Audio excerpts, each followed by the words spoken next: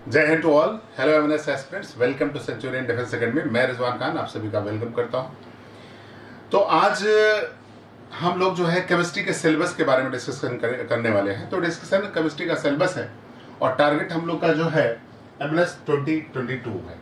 तो ये टारगेट हमारा रहेगा और इसमें क्या पढ़ना है, किस टॉपिक से ज़्यादा क्वेश्चन आते हैं केमिस्ट्री में, तो वो चीज़ें ध्यान में रखना है। जैसे कि अब हम लोग बात करने वाले हैं, कुछ चीज़ें, खास चीज़ें बताएंगे भी आपको सिलेबस में क्या करना है, कौन से टॉपिक किस टाइप का जो है फोकस करना है, किस पे न्यूमेरिकल वर्क करना है आपको, वो सारी चीज़ें जानकारी देते हैं। क्या इंक्लूड हुआ, क्या नया चीज़ें उसमें आया, वो भी इंक्लूड करेंगे। ठीक है, तो चलिए, तो केमिस्ट्री का जो है कौन कौन सा फोकस करना है, कौन कौन से टॉपिक पे फोकस करना है, उसके बारे में आपको आइडिया बताते हैं। तो ये टारगेट हम लोग का एमएनएस का टारगेट 2022 का, ठीक। तो ये केमिस्ट्री का सिलेबस रहेगा। तो देखिए, शुरुआत करते हैं हम लोग कुछ टॉपिक का। तो सबसे पहले अगर हम बेसिक केमिस्ट्री की बात करते हैं, तो बेसिक में अगर हम लोगों को देखें क्या क्या पढ़ना है, तो सबसे पहला जो टॉपिक लिखा हुआ एटॉमिक स्ट्रक्चर। देखो, एटॉमिक स्ट्रक्चर, केमिकल बॉन्डिंग और पीरियोडिक टेबल, ये तीन टॉपिक केमिस्ट्री की जान है पूरा। मतलब कह सकते हैं कि ये सब हर्ट है केमिस्ट्री के, है ना।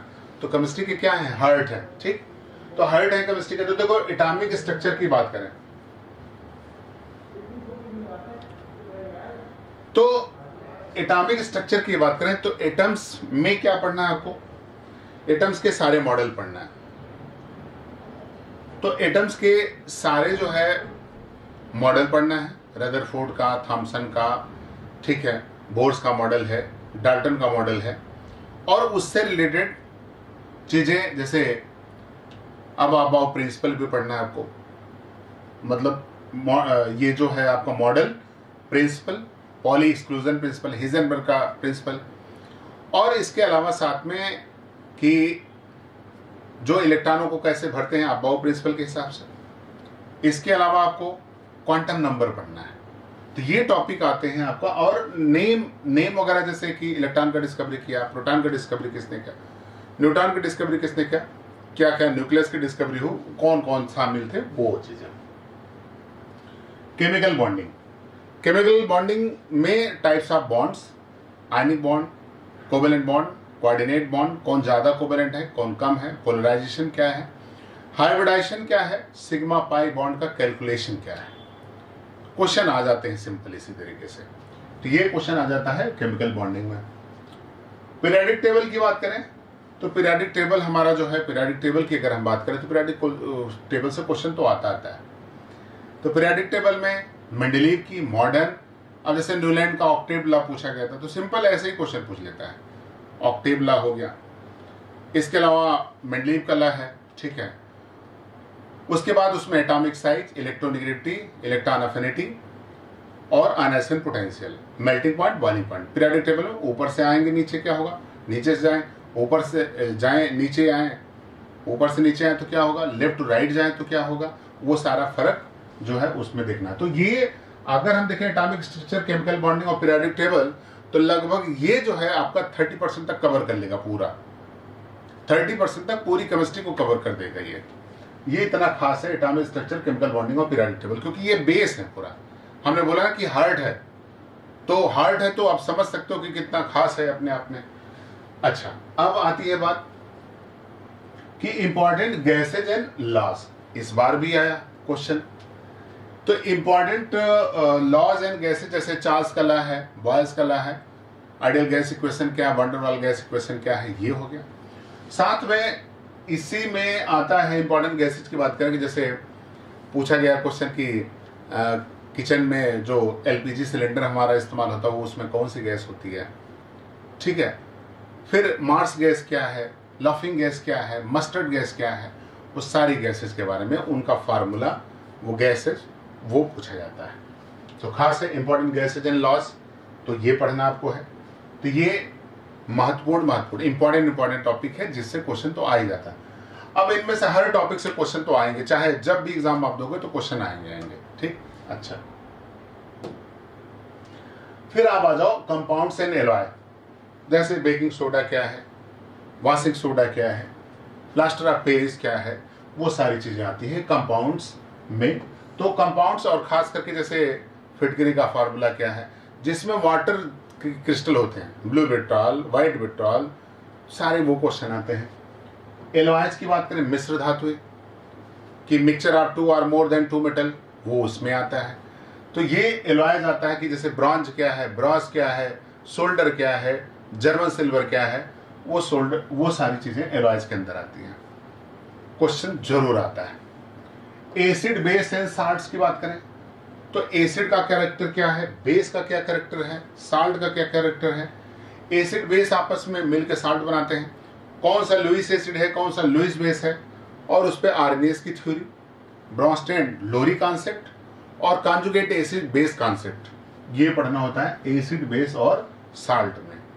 तो एसिड बेस साल्ट में ये सारी चीजें हैं, किसको स्ट्रॉन्ग एसिड है, कौन वीक एसिड है, वो सारा पहचानना होता है आपको। अच्छा, इसी में आता है, इसी में पीएच वगैरह भी निकालना आता है। तो पीएच वगैरह जो कैलकुलेट करना होता है, कैसे निकाले पीएच, वो भी तरीके होते हैं। पीएच जैसे भाई बेस का पीएच है तो 7 से ज्यादा होता है, और बेस अगर एसिड है तो लेस देन 7 होता है, न्यूट्रल का 7 होता है, बेस का मोर देन 7 होता है।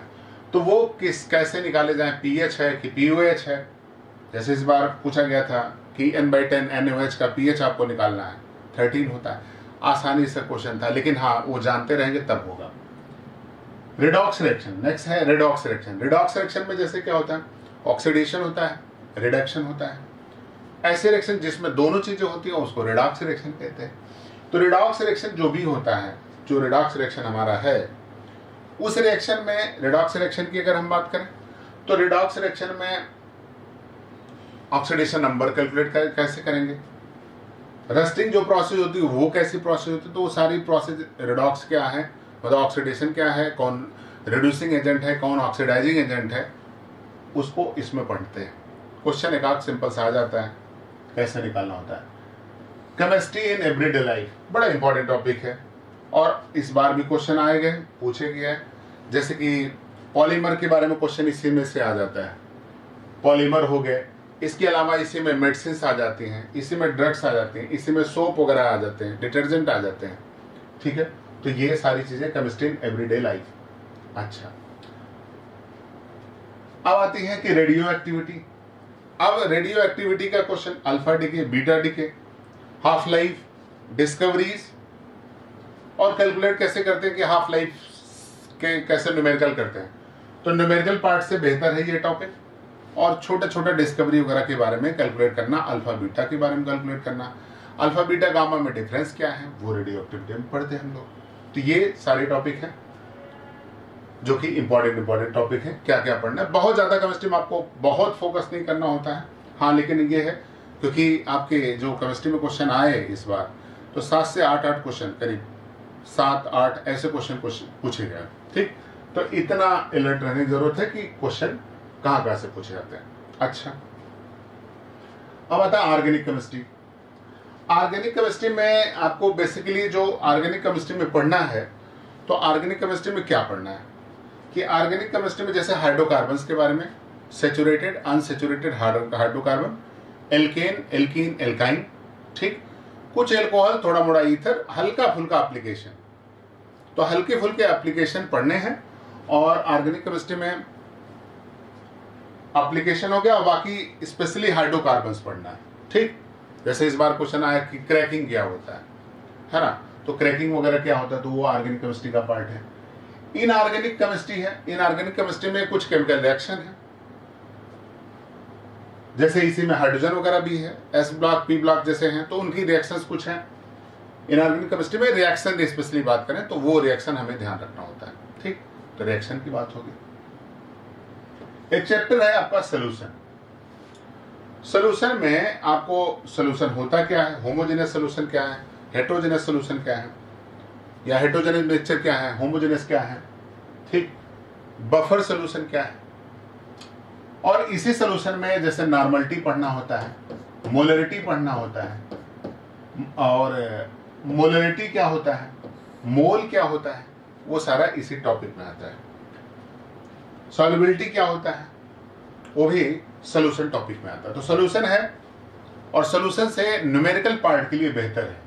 तो देखो न्यूमेरिकल पार्ट के लिए यहाँ पे हमने 2-3 चीजें रखा है। एक तो इलेक्ट्रोकेमिस्ट्री, इलेक्ट्रोकेमिकल सीरीज जिसमें आती है, जिसमें कैथोड कौन होता है, एनोड कौन होता है, कौन ज्यादा रिएक्टिव है, कौन कम रिएक्टिव है, ठीक है, इलेक्ट्रोप्लेटिंग क्या होती है, वो सारा चीजें आता है इस टॉपिक में, इलेक्ट्रोकेमिस्ट्री में आता है। तो अगर इस 2 टॉपिक, ये हो गया इलेक्ट्रोकेमिस्ट्री का हो गया, और इक्विलिब्रियम, इक्विलिब्रियम में क्या आता है, केमिकल इक्विलिब्रियम, आयनिक इक्विलिब्रियम। तो केमिकल और आयनिक इक्विलिब्रियम की अगर हम बात करें तो ये दोनों टॉपिक, ये तीनों टॉपिक अगर मिला दे तो न्यूमेरिकल पार्ट से ये ज्यादा बेहतर है। तो अगर न्यूमेरिकली पार्ट से अगर हम बात करें तो ये सही है टॉपिक, इनमें न्यूमेरिकल से क्वेश्चन आता है। जैसे इस बार भी पूछा का क्वेश्चन, तो ज्यादा नहीं, 2 क्वेश्चन 3 क्वेश्चन न्यूमेरिकल का भी था। तो ये न्यूमेरिकल के लिए अलर्ट रहने के लिए ये टॉपिक ज्यादा अच्छा है, बेहतर है। अच्छा, अब नेम रिएक्शंस, तो कुछ नेम रिएक्शंस हैं, जैसे कि इस बार भी क्वेश्चन पूछा नेम रिएक्शन का। तो नेम रिएक्शन कुछ साइंटिफिक के नेम पे जो रिएक्शन होती है वो आपको ध्यान रखना है। स्पेशली 15 से 20 हैं, पूरी ऑर्गेनिक केमिस्ट्री में कहें तो 15 से 20 जो है वो हैं, तो उनको हम लोग को ध्यान देना होगा।